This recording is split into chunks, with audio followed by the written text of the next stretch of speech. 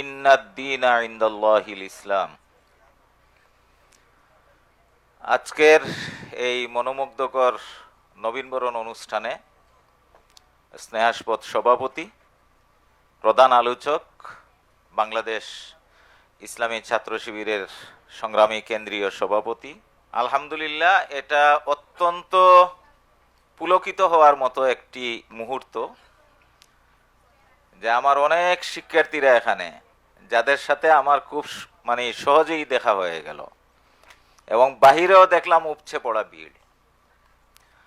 তো আজকে এই আয়োজনটি করার জন্য আমি বাংলাদেশ ইসলামী ছাত্র শিবির জগন্নাথ বিশ্ববিদ্যালয়ের শাখাকে আমার ব্যক্তিগত পক্ষ থেকে আন্তরিক অভিনন্দন জানাচ্ছি। ইসলামী ছাত্র শিবির এটি একটি ছাত্র সংগঠন এবং বাংলাদেশের প্রেক্ষাপটে এই সংগঠনের অনেক অতীত ইতিহাস আছে।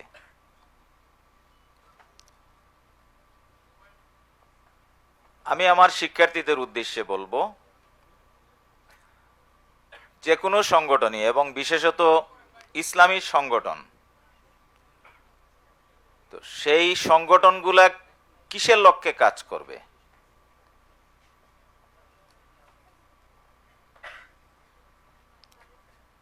সেই সংগঠনগুলা কাজ করবে আল্লাহর রসুলকে এই পৃথিবীতে প্রেরণ করার পরে উনার প্রেরণের যে গূঢ় রহস্য, সেটা জিজ্ঞাসিত হলে আল্লাহর রসুল বলেছিলেন, বুইস্তু লি উতমিমা মাকারিমাল আখলাক। মানুষদের চরিত্রকে সর্বোচ্চ পর্যায়ে উপনীত করার জন্যই উনি কিন্তু এই পৃথিবীতে এসেছিলেন।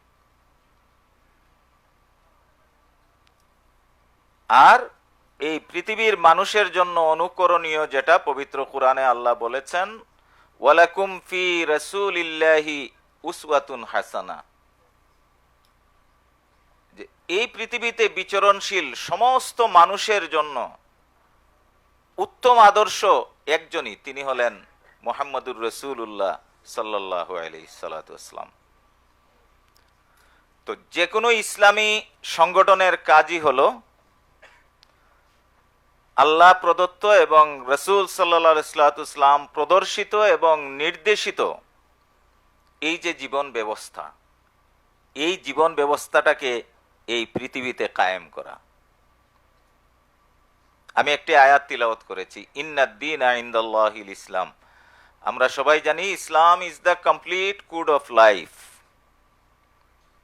এই পৃথিবীতে যুগে যুগে আল্লাহ বহু নবী এবং রাসূলকে প্রেরণ করেছেন। প্রত্যেকের মিশন এবং ভিশন একটাই ছিল, কি সেটা? মানুষদেরকে হেদায়েতের পথে পরিচালিত করা। তো বহু ধর্ম এই পৃথিবীতে আছে যারা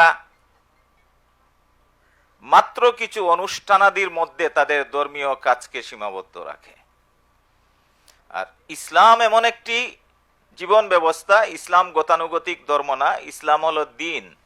দিন মানে হলো জীবন ব্যবস্থা। তো ইসলাম এমন একটি জীবন ব্যবস্থা, এই জীবন ব্যবস্থায় একজন মানুষের জন্ম থেকে শুরু করে মৃত্যু পর্যন্ত তার যত কার্যাবলী আছে, চাই সেটা পারিবারিক হোক, সামাজিক হোক, রাজনৈতিক হোক, অর্থনৈতিক হোক, সামরিক হোক, সাংস্কৃতিক হোক, তার জ্ঞান হোক, পুণ্য হোক, বীরত্ব হোক, সংযম হোক, সৎসাহস হোক, একটি মানুষের জীবনের যত কার্যাবলী, তার সব কিছু কিভাবে পরিচালিত হবে, ইসলাম কিন্তু সেটা নির্দেশ করেছে। এই জন্য ইসলাম হলো কমপ্লিট কোড অফ লাইফ। আমি কিভাবে ঘুমাবো, আমাকে ইসলাম সেটি শিখিয়েছে। আমি জুতা কিভাবে পরবো, তারও বিধান কিন্তু ইসলাম দিয়েছে। আমি আরেকজনের সাথে কিভাবে কথা বলবো, ইসলাম শিখিয়েছে। খাবার টেবিলে আমার আচরণ কি হবে, ইসলাম শিখিয়েছে। আমি পানীয় যখন পান করব কিভাবে করব, সেটি ইসলাম শিখিয়েছে। আমার প্রতিবেশীর প্রতি আমার অধিকার কি, সেটিও ইসলাম শিখিয়েছে। সমাজে বসবাসকারী অন্যান্য যে সমস্ত প্রাণী আছে তাদের সাথে কি ডিলিংস হবে, সেটিও ইসলাম শিখিয়েছে। ইসলাম কিভাবে শিখিয়েছে? মহানবী হযরত মুহাম্মদ সাল্লাল্লাহু আলাইহি ওয়াসাল্লাম তার জীবন দ্বারা প্র্যাকটিক্যালি সেটা কিন্তু সমগ্র বিশ্ববাসীকে দেখিয়েছেন। আর দুটো জিনিস সর্বাগ্রে, একটি হলো কুরআন এবং আরেকটি হলো সুন্নাহ। কুরআন আমাদের জীবন গ্রন্থ, আমাদের এই সমাজে টিকে থাকার গ্রন্থ, সমগ্র বিশ্বের মুসলমানদের সংবিধান এবং সবচেয়ে সর্বাপেক্ষা পালনীয় যে বিধান তার নামই হলো আল কুরআন। এবং আল কুরআনে আল্লাহ রাব্বুল আলামিন বলেছেন, ওয়ামা ফাররাতনা ফিল কিতাবি মিন শাই। এটা এমন এক গ্রন্থ, এই গ্রন্থের মধ্যে এমন কিছু নাই যা আমি এখানে বাদ রেখেছি। পৃথিবীর যত জ্ঞান বিজ্ঞান এবং যা কিছু আছে সব কিছুর মূল আকর হলো কি? পবিত্র কুরআন। তো ইসলামী সংগঠন যাই হোক, তাদের প্রত্যেকেরই কাজ হবে আল্লাহ প্রদত্ত এবং রাসূল প্রদর্শিত যে জীবন ব্যবস্থা, সেই জীবন ব্যবস্থাটাকে এই জমিনে প্রতিষ্ঠা করা। এবার আমি শেষের দিকের কথায় আসি। আজকে এখানে যারা উপস্থিত এবং আয়োজক যারা, তো যেহেতু ইসলামী সংগঠন আমাদের প্রত্যেকেই, এবং আমরা এখানে অন্য ধর্মাবলম্বীও থাকতে পারে, ম্যাক্সিমামই আমরা ইসলাম ধর্মের অনুসারী। তো আমাদের কাজ কি হবে? আমাদের কাজ হবে কুরআন এবং সুন্নাহ নির্দেশিত পন্থায় নিজের জীবনকে পরিচালিত করা। আল্লাহ আমাদেরকে এই পৃথিবীতে প্রেরণ করেছেন, আমরা কেউই এখানে চিরস্থায়ী থাকবো না, আমাদেরকে চলে যেতে হবে। তো ক্ষণিকের এই দুনিয়ায় আমরা যেন নিজেদেরকে এক একজন ভালো মানুষ হিসেবে প্রতিষ্ঠা করতে পারি, আমার নবী আমাকে সেই শিক্ষাটুকুই দিয়ে গিয়েছেন। এবং এই ক্ষেত্রে পথিকৃতের ভূমিকা পালন করবে যারা ইসলামী আন্দোলনের সাথে জড়িত। এই বাংলাদেশ 90% মুসলমানের বাংলাদেশ আমরা দাবি করি। এই বাংলাদেশ হযরত শাহজালাল মুজাররদে ইয়ামানি থেকে শুরু করে হাজার হাজার ওলিয়া উলিয়াদের মাধ্যমে আমরা যে ইসলামের শিক্ষা এই বাংলাদেশে পেয়েছি, তো বাস্তবিক অর্থে আমরা কতজন ইসলামকে লালন করি? আমাদের সকলকে সব কিছুর ঊর্ধ্বে উঠে ইসলামের শিক্ষাকে লালন করতে হবে এবং নিজের জীবনে ধারণ করতে হবে।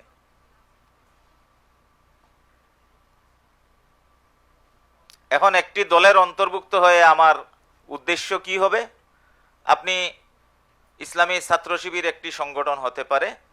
এই সংগঠনের সদস্য যারা, তারা শুধু যে তাদের নিয়েই ডিলিংস করবে বিষয়টি এমন না। ইসলাম যেহেতু সার্বজনীন, তো ইসলামের ধারক এবং বাহক যারা হবে তারা সবাইকে নিয়েই একসাথে চলার চেষ্টা করবে। তারা সবাইকে নিয়েই একটি সত্য এবং সুন্দর সমাজ গঠনের প্রচেষ্টা করবে, এটাই তো স্বাভাবিক। আর আমার শিক্ষার্থী যারা এখানে উপস্থিত, আমি তোমাদের দৃষ্টি আকর্ষণ করব, তোমাদের জীবনের শুরু, তোমরা যখন এখান থেকে বেরিয়ে যাবে, তোমরা প্রত্যেকেই যেন এক একজন ইনসানে কামেল হতে পারো। ইনসানে কামেল অর্থ কি বুঝো? পরিপূর্ণ একজন মানুষ, পরিপূর্ণ একজন মানুষ যেন হতে পারো। আমরা অত্যন্ত হতভাগা জাতি, আমরা কিন্তু সেই ইনসানে কামিল সৃষ্টি করার পিছনে পৃষ্ঠপোষকতা করি না। আমরা সবাই কিন্তু দলীয় অন্ধ একটা ব্যারিকেডের মধ্যে কেন জানি নিজেদেরকে সীমাবদ্ধ করি। সব সময় যেন খুঁজি সে আমার মতাদর্শ পোষণ করে কিনা। তা আমরা এই মানসিকতা থেকে আমরা সরে আসি। আমরা প্রত্যেককে আপন হিসাবে ধারণ করার মতো মানসিকতা পোষণ করি। আমার নবী যেমন ইসলাম প্রচার করতে গিয়ে অনেক বিধর্মীদের সাথেও অনেক সময় কিন্তু সন্ধি চুক্তি করেছেন এবং তাদের সাথে ভালো ডিলিংস করেছেন। তো আমাদেরকে সেই শিক্ষাগুলোও নিতে হবে। কেউ আমার দলের অন্তর্ভুক্ত না, এই জন্য সে আমার গোষ্ঠীভুক্ত না, এই মানসিকতা যেন আমরা কেউই পোষণ না করি।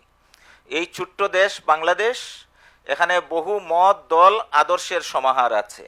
আমরা প্রত্যেককেই তার মৌলিকত্ব বিচারে এই দেশের স্বার্থে, এই জনতার কল্যাণে এই জাতির কল্যাণে আমরা যেন ধারণ করি এবং কখনোই যেন আমাদের মধ্যে কোনো সংকীর্ণতা বোধ কাজ না করে, এই ব্যাপারে আমরা সবাই সচেষ্ট থাকব। আমরা সবই মিলে একটা সম্পদ, সুতরাং সেই সম্পদকে সবাই ধারণ করতে হবে এবং অহেতুক কোনো ধরনের বিতর্কে আমরা জড়িয়ে আমাদের অগ্রযাত্রাকে যেন ব্যাহত না করি। এবং যারা ইসলামের জন্য একনিষ্ঠভাবে কাজ করে তাদের কিন্তু এই পৃথিবীতে পুরস্কার পাওয়ার কিছু নেই। আল্লাহ পবিত্র কোরআনে বলছেন, লাহুম জান্নাতুন তাজরি মিন তাহতিয়াল আনহার খালিদিনা ফিহা। যারা এই পথে চলবে, আমাদের জন্য তো পুরস্কার আসলে পরকালে আছেই।